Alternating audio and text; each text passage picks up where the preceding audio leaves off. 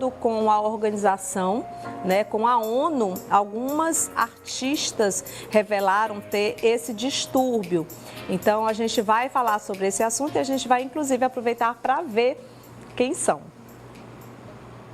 Cerca de 176 milhões de mulheres em idade reprodutiva são diagnosticadas com endometriose, de acordo com a Organização das Nações Unidas, a ONU.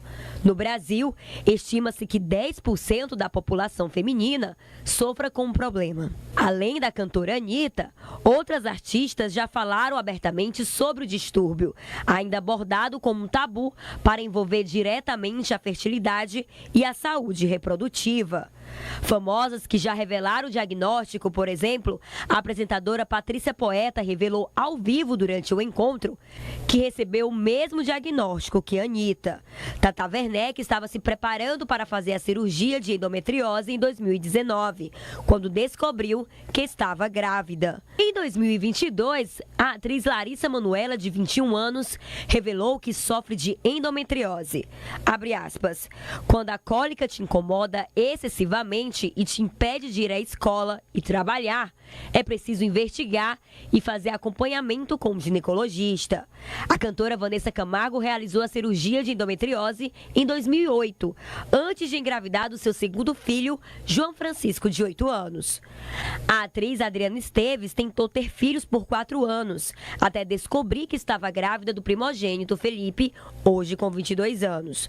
A atriz Malu Mader também recebeu o diagnóstico de endometriose quando notou na juventude que passava por dificuldades para engravidar.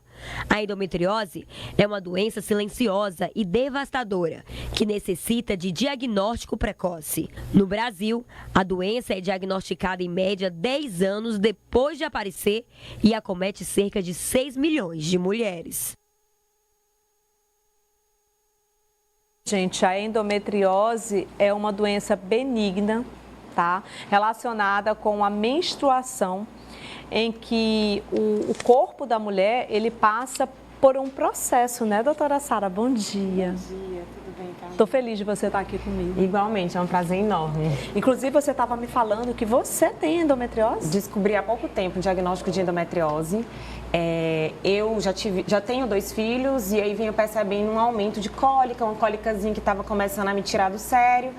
E aí uma colega profissional que faz esse mapeamento de endometriose, eu falei, vamos dar uma olhadinha? E aí, certeiro, na hora que a gente olhou, eu tinha alguns focos de endometriose e aí a gente já está tentando dar uma cuidada para dar uma melhorada aí nesses sintomas. Então, bora aproveitar para explicar para quem está em casa aí assistindo o nosso programa o que é a endometriose. A endometriose acontece quando tem o tecidinho de dentro do útero, que é o endométrio, que descama todo mês, que sangra todo mês, ele por algum motivo, ele se implanta em outros lugares.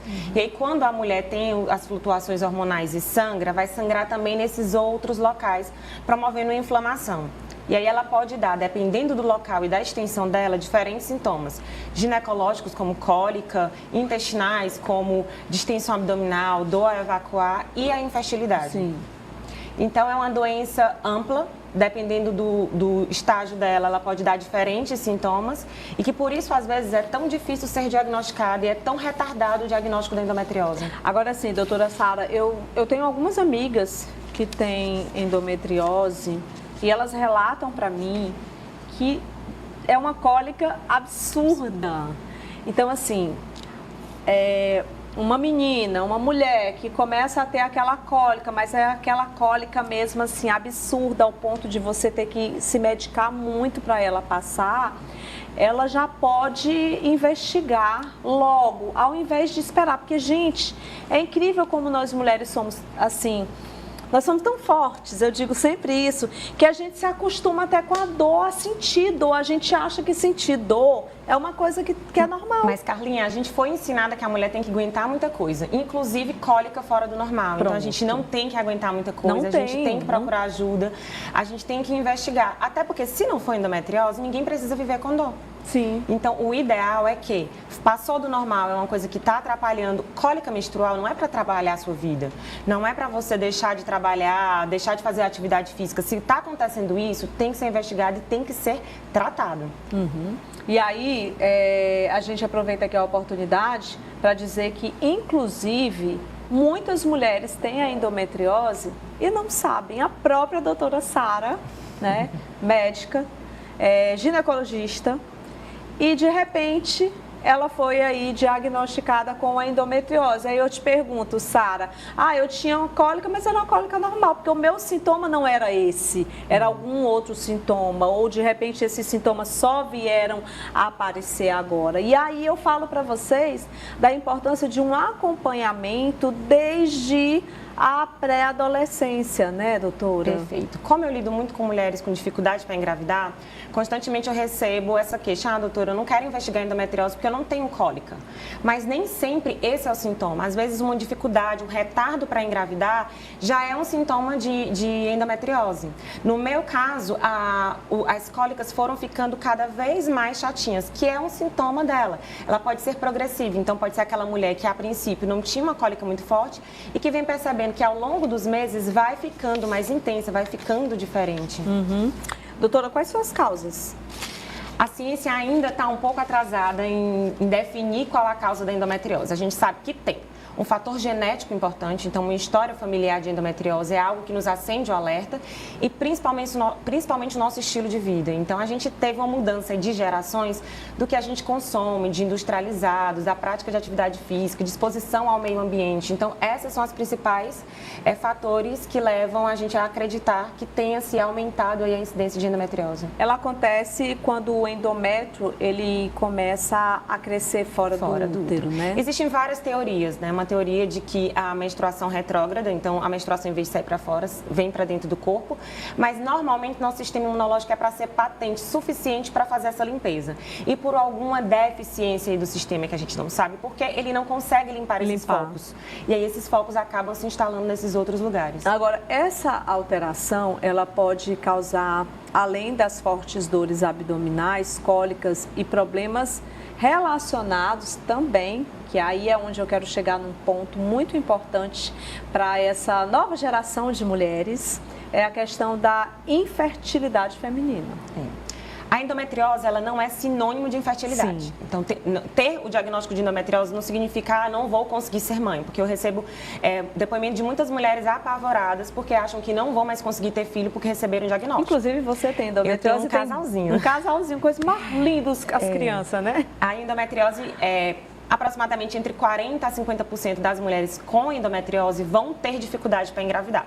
Por isso a importância do diagnóstico precoce. Quanto mais cedo você perceber os sintomas e procurar ajuda, menor vai ser o impacto na fertilidade. Então, é possível engravidar com endometriose, é possível engravidar de forma espontânea e é possível engravidar de outras formas. Se a gente não conseguir uma gestação espontânea, a gente pode conseguir sim uma gestação acompanhada, assistida. Sim, inclusive, doutora Sara, hoje você trabalha com a fertilização, né? Perfeito. Você, tipo assim, é uma apaixonada por essa área. Quero mandar um abraço pro doutor André, porque ele é um grande... É meu parceiro do coração.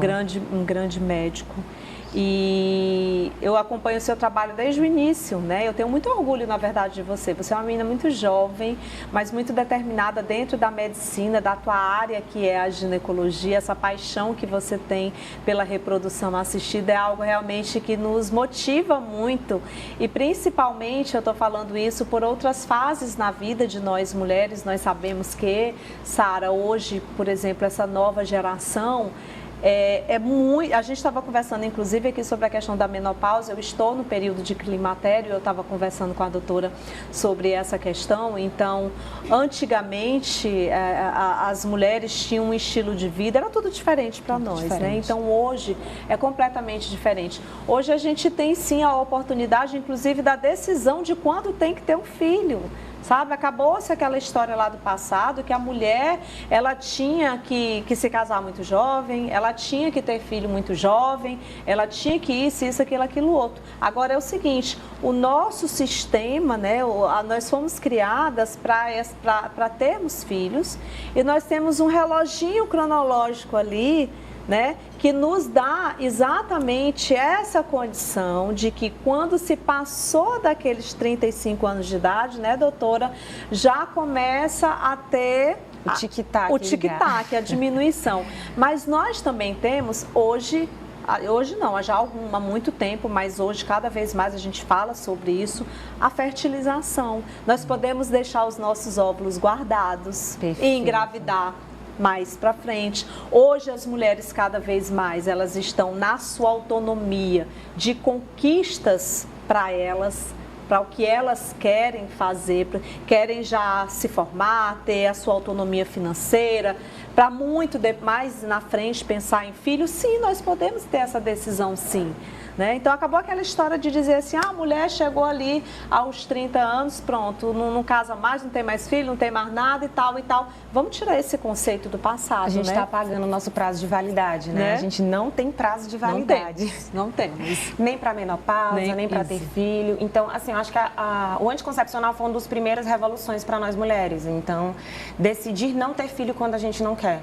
E eu acho que a segunda revolução aí para nós é realmente, infelizmente, ainda não acessível para a população geral, mas estamos dando os primeiros passos para essa revolução de poder adiar a maternidade, de poder organizar os planos de vida. Nem sempre o plano de engravidar aos 25 é possível, né? Hoje, cada vez mais a mulher inserida no mercado de trabalho está deixando a gestação para depois. E o congelamento de óvulo, ele vem como essa oportunidade a mais da mulher conseguir ser a protagonista da sua vida. Então, decidir qual é o melhor momento para casar, para ter filho, para tudo, para se inserir no mercado de trabalho. Ou se não quiser se casar, ou se quiser ter uma produção independente. Não importa, né? Ser protagonista. Exatamente. Então, a gente tem aí essas inúmeras possibilidades. Inclusive, quem tem a endometriose também, e quando ela é diagnosticada mais cedo, precocemente, você consegue ter um estilo de vida diferente. E quando a mulher recebe um diagnóstico de endometriose precoce, a gente faz todo esse planejamento. Há planos de gestação agora, plano de adiar. Então, se há um plano de adiar, o congelamento talvez seja uma excelente opção, porque metade das mulheres vão ter dificuldade. Então, a gente consegue fazer todo um planejamento para que essa mulher não fique aí presa a um diagnóstico. Agora, essa questão do congelamento de óvulos, doutora Sara, é uma coisa muito interessante. A gente recebe muitas perguntas aqui no nosso programa, inclusive de mulheres que fizeram a laqueadura e que se arrependeram ou que por algum motivo lá da vida dela lá atrás elas fizeram, mas que hoje se relacionaram com outra pessoa e gostariam de ter filhos, e muitas delas me perguntam se isso é possível. Não vou aproveitar que você está aqui para também perguntar sobre isso. Hoje a gente sabe que cada vez mais mulheres estão optando pela maternidade mais tardiamente, mas é preciso que nós mulheres entendamos que a gente tem ali um relógio biológico. Então, quando chega ali depois dos 35 anos, a nossa produção ela vai baixando, né? A questão dos óvulos. Da qualidade. Na verdade, a gente já nasce com a quantidade pré-determinada de óvulos. Então, a quantidade que a gente tem hoje, a gente já carrega desde a barriga da nossa mãe. E aí, a partir dos 35 anos, a queda na qualidade e na quantidade de óvulos vai ficando mais acentuada. Por isso, a gente precisa ter realmente esse planejamento. Agora, em relação às mulheres que realizaram laqueadura, é possível sim engravidar. A primeira opção de tratamento nesse caso é a fertilização in vitro, porque a trompa é a pontezinha de encontro entre óvulo e espermatozoide, que aí ela foi retirada. E a gente consegue fazer esse encontro entre óvulo e espermatozoide no laboratório. Uma segunda opção seria a cirurgia para reversão. Na grande maioria dos casos, a taxa de sucesso é baixa, ficando a fertilização realmente como a opção mais viável. A gente recebeu uma mensagem aqui de uma telespectadora informando que ela tem uma endometriose pulmonar.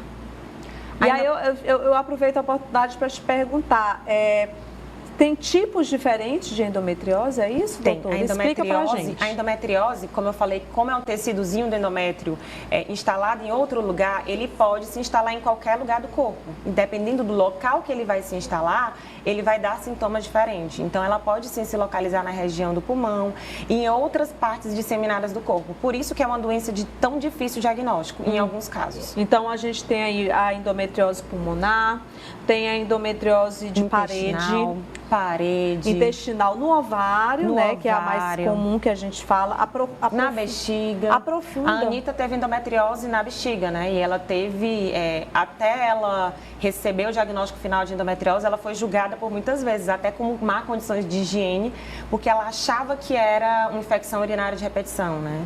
E se julgou muito a vida sexual dela em relação ao diagnóstico e era uma endometriose na bexiga. Aí agora eu volto para o que eu estava falando no início do programa, quando eu estava conversando com os nossos telespectadores e telespectadoras, falando sobre essa questão da nossa vida humana, de como nós somos, de julgar as pessoas a vida inteira, né?